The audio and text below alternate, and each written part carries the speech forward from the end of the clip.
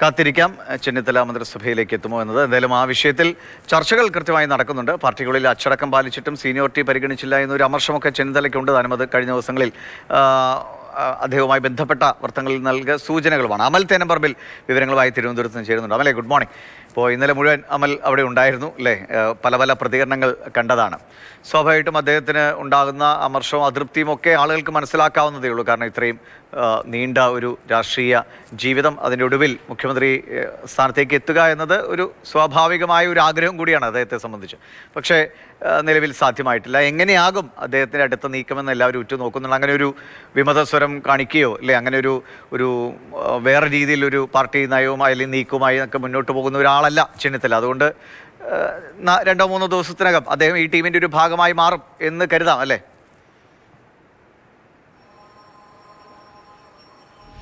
ദിവിഷ, മുഖ്യമന്ത്രി സ്ഥാനത്തേക്ക് എത്തുക എന്നുള്ളത് ഏതൊരു രാഷ്ട്രീയക്കാരൻ്റെയും അല്ലെങ്കിൽ അങ്ങനെ ഒരു പദവിയൊക്കെ ആഗ്രഹിക്കുന്നത് തെറ്റാണെന്ന് ചോദിച്ചാൽ അല്ല. അതിപ്പോൾ MLA ആയിട്ടിരിക്കുന്ന എല്ലാ ആളുകളുടെയും തൊട്ടടുത്ത ആഗ്രഹം മന്ത്രിയാകുക എന്നായിരിക്കും. മന്ത്രിയായി കുറച്ചു കാലം ഇരിക്കുന്ന ആളുകളുടെ ആഗ്രഹം പിന്നീട് മുഖ്യമന്ത്രിയാകുക എന്നുള്ളതായിരിക്കും. രാഷ്ട്രീയക്കാരിൽ ആഗ്രഹങ്ങൾ ഉണ്ടാകാതിരിക്കാൻ പാടില്ല എന്ന് പറയാൻ പാടില്ല. അപ്പോൾ രമേശ് ചെന്നിത്തല വളരെയധികം പ്രതീക്ഷിച്ചിരുന്നു.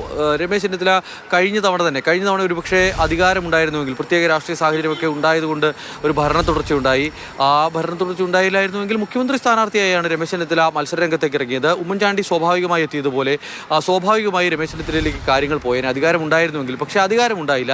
പിണറായി സർക്കാർ 2ാം തവണയും അധികാരത്തിൽ വന്നു. അപ്പോൾ ഇത്തവണയും രമേശ് ചെന്നിത്തല പ്രതീക്ഷിച്ചിരുന്നു മുഖ്യമന്ത്രിയാകാൻ കഴിയും എന്നൊരു പ്രതീക്ഷ രമേശ് ചെന്നിത്തല പങ്കുവച്ചു. അത് മറ്റൊന്നും കൊണ്ടല്ല, മറ്റ് സംസ്ഥാനങ്ങളിലൊക്കെ കർണാടകയിലോ രാജസ്ഥാനിലോ ഒക്കെ അത്തരത്തിലുള്ള ചില സംഭവങ്ങൾ നടന്നിരുന്നു. അതായത് DK ശിവകുമാർ തെരഞ്ഞെടുപ്പിനെ നയിച്ചു, പക്ഷേ സിദ്ധരാമയ്യ മുഖ്യമന്ത്രിയായി.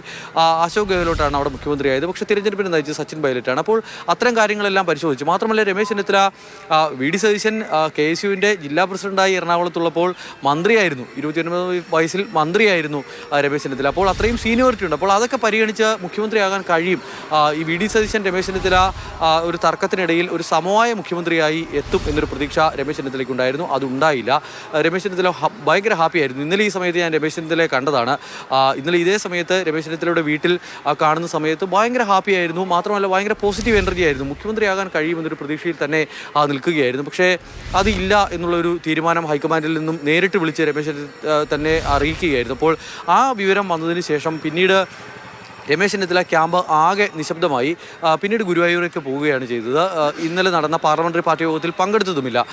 പക്ഷേ തൻ്റെ പൂർണ്ണ പിന്തുണ ഉണ്ടാകും എന്നുള്ളൊരു കാര്യം എഴുതി അറിയിച്ചു. ഹൈക്കമാൻഡിൻ്റെ തീരുമാനത്തിന് തൻ്റെ പൂർണ്ണ പിന്തുണ, VD സതീശനെ മുഖ്യമന്ത്രിയായി തിരഞ്ഞെടുത്ത ആ തീരുമാനം അംഗീകരിക്കുന്നു എന്ന് കാട്ടി ഒരു കത്ത് നൽകുകയും ചെയ്തു. അതുകൊണ്ട് പാർലമെൻ്ററി പാർട്ടി യോഗത്തിൽ 63 അംഗങ്ങളുടെ പിന്തുണയോടെയുള്ള ഒരു കത്താണ് സതീശൻ ഇന്നലെ ലോക്ഭവനിൽ കൊണ്ട് കൊടുക്കാൻ കഴിഞ്ഞതും. അപ്പോൾ അത്തരത്തിലുള്ള വിഷയങ്ങൾ നിൽക്കുന്നു. പക്ഷേ രമേശ് ചെന്നിത്തലയ്ക്ക് അതൃപ്തി ഉണ്ടോ എന്ന് ചോദിച്ചാൽ അതൃപ്തിയുണ്ട്. കാരണം ഈ ഒഴിവാക്കുന്ന സമയത്ത് പോലും ഈ ക്യാബിനറ്റിൻ്റെ ഭാഗമാകുമ്പോൾ ഏത് വകുപ്പ് അങ്ങനെ ആകണം എന്നുള്ളൊരു നിർദ്ദേശം ഇതുവരെയും ലഭിച്ചിട്ടില്ല. അങ്ങനെ ആകുകയാണെങ്കിൽ ഏത് വകുപ്പ് എന്നൊരു കാര്യത്തിൽ പോലും ഒരു കൃത്യമായൊരു നിർദ്ദേശം നൽകാനോ അല്ലെങ്കിൽ ഒരു ധാരണ ഉണ്ടാക്കാനോ ഹൈക്കമാൻഡിന് കഴിഞ്ഞിട്ടില്ല എന്നുള്ളതാണ് നമുക്ക് ഇപ്പോൾ മനസ്സിലാക്കാനാവുന്നത്. പക്ഷേ രമേശ് ചെന്നിത്തല ക്യാബിനറ്റിൻ്റെ ഭാഗമാകുകയാണെങ്കിൽ നല്ലത് എന്നുള്ളൊരു നിലപാടിൽ VD സതീശൻ നിൽക്കുന്നു എന്നുള്ളതാണ് നമുക്ക് മനസ്സിലാക്കാനാവുന്നത്. ആ കാര്യത്തിൽ ചർച്ചകളും മറ്റുമൊക്കെ ഇനി നടക്കേണ്ടതുണ്ട്. എന്തായാലും രമേശ് ചെന്നിത്തലയ്ക്ക് ഒപ്പമുള്ളവർ മുറിവേറ്റ ആളുകളാണ് എന്നുള്ള കാര്യത്തിൽ സംശയം വേണ്ട. കാരണം ഒരുപാട് പ്രതീക്ഷിച്ചിരുന്നു.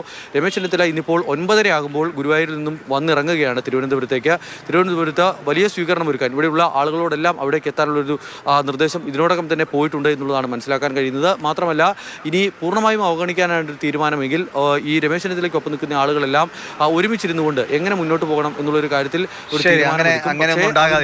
രമേശ് ചെന്നിത്തലയെ പോലെ ഒരാൾ അങ്ങനെ ഒരു അവഗണന നേരിടേണ്ട ആളല്ല. അദ്ദേഹത്തിന് കൃത്യമായ ഒരു പരിഗണന മന്ത്രിസഭയിൽ ഉണ്ടാകും എന്ന് തന്നെ നമുക്ക് പ്രതീക്ഷിക്കാം.